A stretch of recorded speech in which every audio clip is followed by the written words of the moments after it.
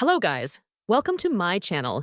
In this video, I will show you how to fix KB5077241, not installing on Windows 11 with error codes 0x800f0982, 0x800f0900, or 0x8024200d.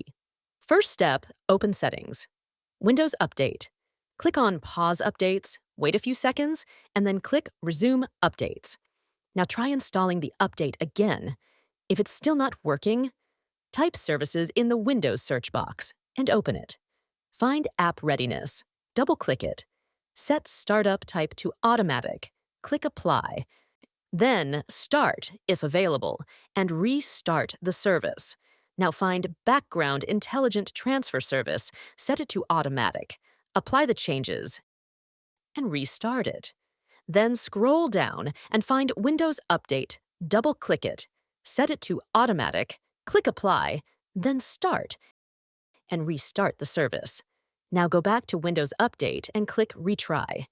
If the update still fails, open Command Prompt as Administrator. Run the SFC scan command and wait for it to complete. After that, you run the DISM Restore Health command. Once done, restart your computer and check again.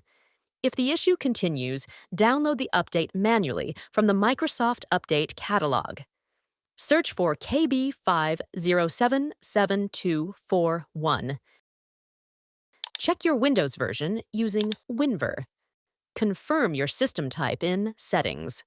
System. About. Download the correct version and install it manually.